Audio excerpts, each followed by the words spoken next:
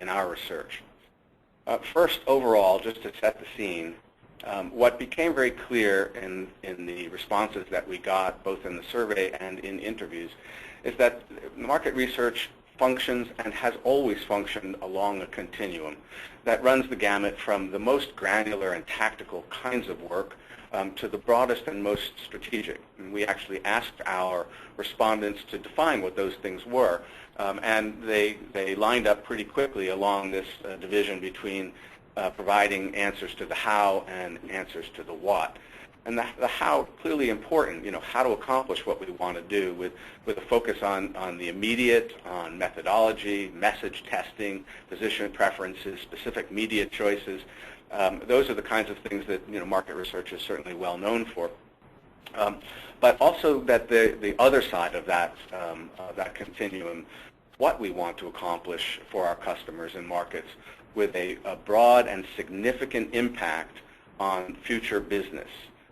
The attention to business value, broad segmentation and positioning, demand analysis, and portfolio planning, broader than certainly the action of one drug or one brand in the marketplace, but thinking about the overall impact on the broad portfolio of businesses and franchises within the pharmaceutical company.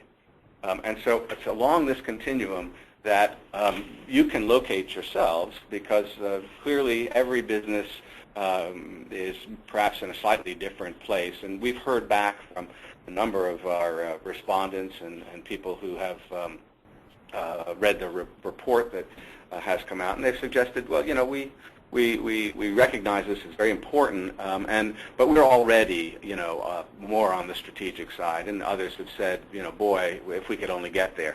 But it's a way of helping to locate yourself of where you are, to understand how far you may need to move and how quickly you may need to move in one direction or another.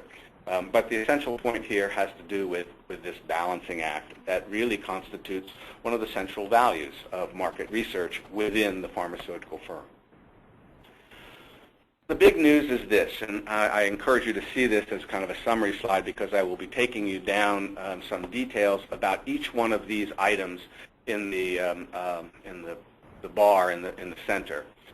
But here's the news: that balance on the overall continuum is shifting, and it's shifting very clearly in a set of directions that we've just aligned along these particular dimensions: service orientation, the functions that are supported, talent management, innovation, vendor relationships, and measurement and value.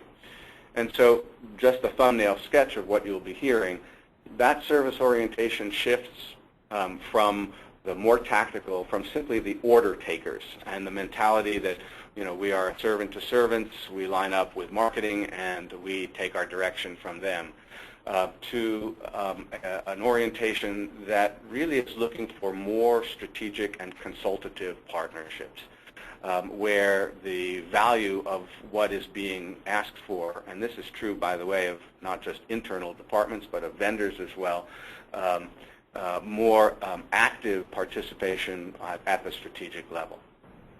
For function supporting, it is a shift, not necessarily away from marketing, where its greatest allegiance is, but to additional functions that are supported: new product development, strategic planning, and competitive intelligence, business intelligence, as several of them that rise to the top.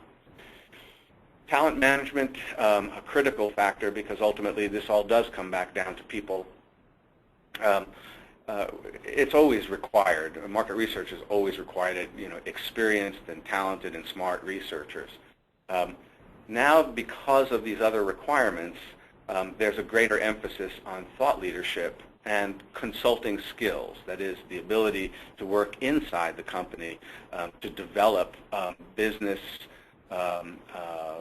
avenues and to provide business results.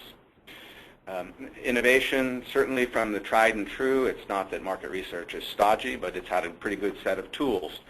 Within the past couple of years, and certainly anticipated in the next couple of years, there's a whole new set of tools that are popping up on the horizon that are making things sometimes easier, sometimes less costly, new uses of technology, new target populations, the rise of social media. These are all potential areas for innovation, and we'll talk a little bit more about that.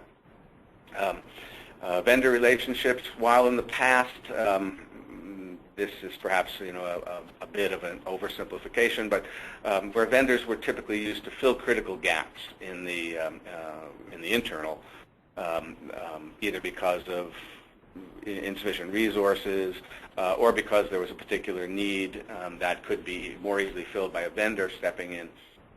Now to this notion that vendors need to be partners. They need to be included in the broader perspective, and they need, because they are included in that perspective, to deliver more, to step further into those gaps and align more closely with the businesses that are making the demands, as well as the market research that's channeling that activity. And last, from the notion of basic actionable insight, which I think has always been the market research goal, to the idea of decision guidance and direct and sort of measurable business impact.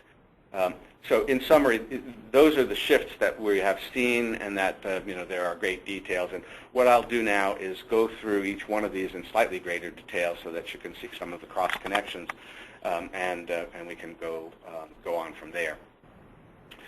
So first, service orientation. I suggested, now in a couple of ways, that the movement is from order takers to business partners. And that usually means that there is a slight shift in balance. It doesn't mean that you can give up doing tactical research. Those things will always be important. But that there clearly is a demand inside of the pharmaceutical companies to turn all of the work that gets done into something that, I love this phrase, was described as, we're no longer interested in just getting findings. We're no longer interested in just the results of research. We're looking to market research to manage the insight. So it's not just that we're asking for actionable insight. We're asking you to tell us, well, what is it that we're supposed to do with this and why? And if you can serve not just as a quote-unquote market researcher, but as an insight manager, a decision scientist, you will be approaching this new role that is clearly being increasingly demanded within the organization. And there's a quick quote there on the bottom of just saying, if you just provide findings, what have you really added, to value? And I think if people have been in the business for a long time, I did have a long conversation with somebody who had been around for 30 plus years, and said, there is a little bit of a pendulum swing in this. When we first started, market research departments were small, and one or two people were doing everything, and so of course we were responsible for the insights as well. But as things have become a little bit more differentiated and things have gotten bigger, the idea of market research departments providing those kinds of services may have fallen through the cracks a bit. Support for other functions, as I said, market research will always be usefully aligned with marketing, and that's usually its home and where it gets its resources and its direction. But now more and more, and these are market researchers who are responding here, saying that new product development and strategy are really where a lot more of the demands are coming from, and we may be pushed to deliver those things, but we are being asked to participate in these areas. And so it's partly because market research is being aligned with different parts of the organization that some of these new demands are becoming so important and so pressing.